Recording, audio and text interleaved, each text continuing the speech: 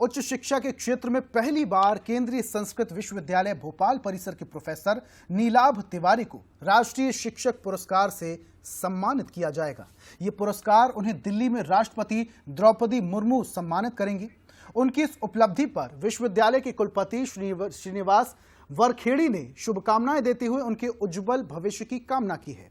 केंद्रीय संस्कृत विश्वविद्यालय भोपाल परिसर के शिक्षा शास्त्र विद्या शाखा के अध्यक्ष आचार्य प्रोफेसर नीलाभ तिवारी को राष्ट्रीय शिक्षक पुरस्कार मिलने के मौके में परिसर के निदेशक प्रोफेसर रमाकांत पांडे ने उन्हें बधाई दी और इसी के साथ अब बधाइयों का तांता भी लग गया है।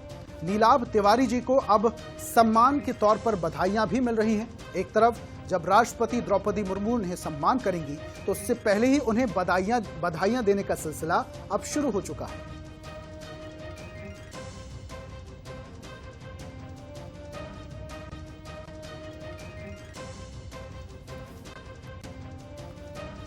तो सर्वश्रेष्ठ शिक्षकों का सम्मान दिया जाएगा प्रोफेसर नीलाभ तिवारी जी को।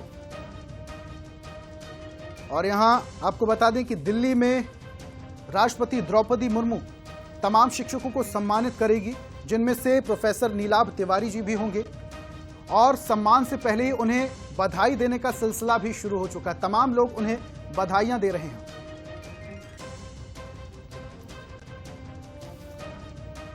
और हमारे साथ प्रोफेसर नीलाभ तिवारी जी जुड़े हुए हैं, सीधा उनका ही रुख करते हैं, उनसे बातचीत करते हैं।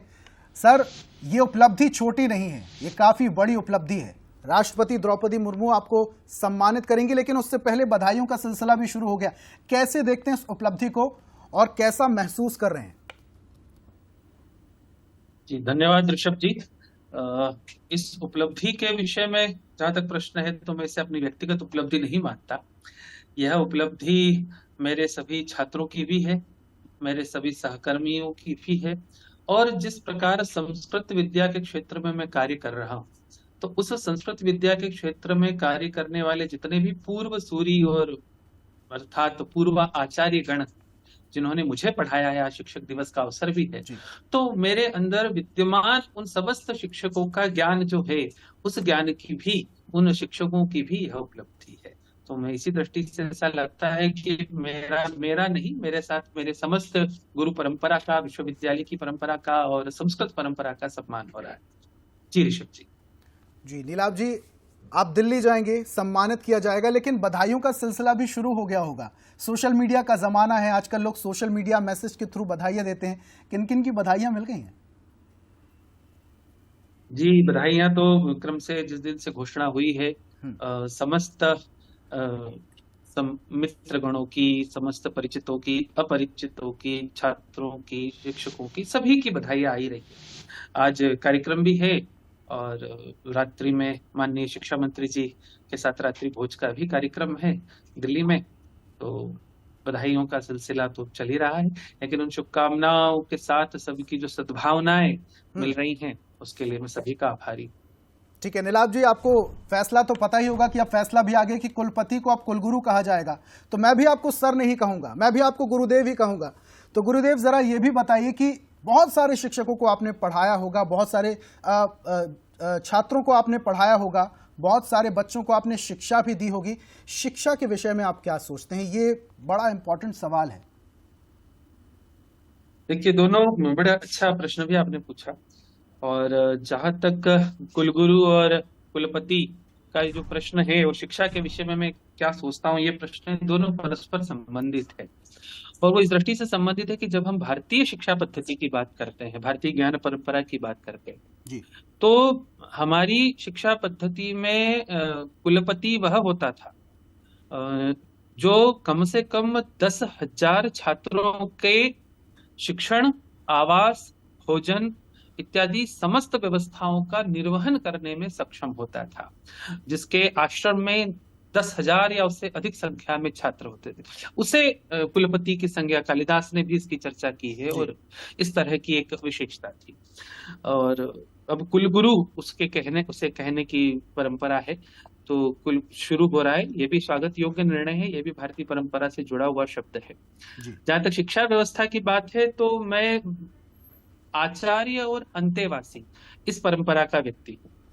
हम शिक्षक छात्र के स्थान पर हमारे उपनिषद में जो शब्दावली का प्रयोग है वो है आचार्य और अंतेवासी परंपरा का प्रयोग।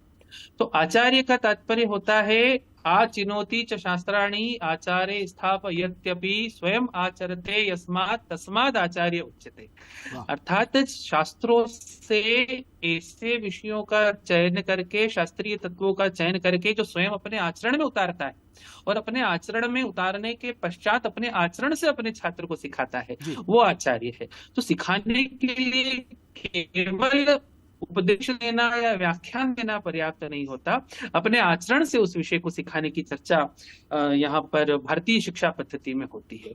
और जब उस आचरण के द्वारा सिखाने की बात आती है तो छात्र वो होता है जो कि अपने गुरु के अंतस में, अपने आचार्य के अंतस में निवास करता है, अंतस्थल में निवास करता है, और इसीलिए उसके लिए नाम दिया है अंतेवासी। इसलिए आचार्य पूर्व रूपम अंतेवासी उत्तर रूपम। अर्थात जिस प्रकार का आचार्य होगा, जिस प्रकार का शिक्षक होगा, वो वैसा ही पररूप अपना तैयार करेगा, वैसा ही अंतेवासी या छात्र को तैयार करेगा।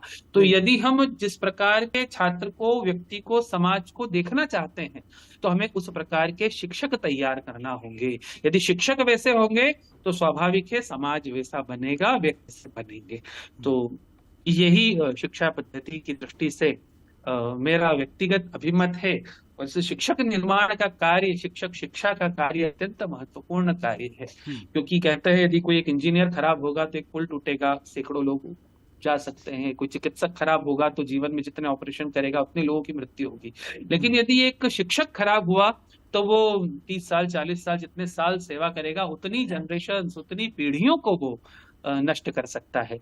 इसलिए शिक्षक का सम्मान, शिक्षक का चयन, शिक्षक की योग्यता और किसे शिक्षक बनाना है, इस शिक्षक के उत्तरदायित्व का निर्वहन कर सकने लायक सक्षम लोगों को आगे लाने की आवश्यकता वर्तमान समाज में या वर्तमान समय में अनुभूत की जा रही है। बहुत बढ़िया बात कही आपने कि अगर नींव अगर मजबूत रहती है तो बिल्डिंग भी मजबूत रहेगी, और ये जो नींव मजबूत करने का काम करते हैं वो शिक्षक ही करते हैं। आपसे समझना चाहेंगे गुरुदेव कि परिवर्तन जो है वो प्रकृति का नियम है। अब परिवर्तन लगातार आता जा रहा था, पहले 12 खड़ी पढ़ाई जाती थी, अब ABCD पढ़ाई जाती है। आपकी नज़र में क्या कुछ बदलाव होना चाहिए, किस तरीके से शिक्षा में कुछ बदलाव होना चाहिए जो ऊपर तक बात पहुंचे, और शायद आपकी अगर बात पहुंचेगी तो शायद किसी क्रांतिकारी के मन में भी बात पहुंची और बदलाव वहां से शुरू हो जाए? देखिए, बदलाव तो स्वयं से शुरू होता है। जहां तक विषय वस्तु का सवाल है कि विषय वस्तु 12 खड़ी हो या ABCD हो या कुछ अन्य हो, तो विषय वस्तु तो समाज में आ रहे परिवर्तन के साथ साथ जो भी अपेक्षित विषय वस्तु है उसका समावेश करना चाहिए, उसमें कोई संशय नहीं। लेकिन मात्र विषय वस्तु पर्याप्त नहीं होती। विषय को रटना शिक्षा नहीं है। शिक्षा तो व्यक्ति का निर्माण करना है, चरित्र का निर्माण करना है। इसलिए उस विषय के साथ आधुनिक और पारंपरिक ज्ञान के समन्वय के साथ ऐसे लोग तैयार हों। जैसा अभी कहा जा रहा है कि हमारे देश की अर्थव्यवस्था की यदि हम बात करें तो अर्थव्यवस्था को उद्योग आधारित अर्थव्यवस्था के स्थान पर ज्ञान आधारित अर्थव्यवस्था की दिशा में आगे ले जाना है। अब ज्ञान आधारित अर्थव्यवस्था की दिशा में आगे ले जाना है तो भारत की जो ज्ञान परंपरा है उस ज्ञान परंपरा को अर्थव्यवस्था में कन्वर्ट करने के लिए हमें ऐसे लोगों की आवश्यकता है, ऐसे ज्ञान परंपरा से युक्त लोगों की आवश्यकता है जो उस प्राचीन ज्ञान को आधुनिक विषयों के साथ, टेक्नोलॉजी के साथ, साइंस के साथ जोड़ करके हमारे जीवन की समस्या हल कर सकने लायक बनाए। तो मुझे लगता है इस तरह के उससे, इस तरह की योजना से, गतिविधि से ये कार्य हो सकेगा। ठीक है गुरुदेव, बहुत बहुत शुक्रिया हमारे साथ जुड़ने के लिए, तमाम चर्चा के लिए बहुत बहुत आपका आभार है और बहुत बहुत शुक्रिया हमारे साथ जुड़ने के लिए। तो हमारे साथ प्रोफेसर नीलाभ तिवारी जी जुड़े हुए थे, तमाम सारी उन्होंने बातें रखी। आज शिक्षक दिवस है और शिक्षक दिवस के मौके पर तमाम शिक्षकों को सम्मानित किया जा रहा है। प्रोफेसर नीलाभ तिवारी जी को भी दिल्ली में राष्ट्रपति सम्मानित करेंगे। फिलहाल रुकेंगे एक छोटे से ब्रेक के लिए, जल्द लौटेंगे।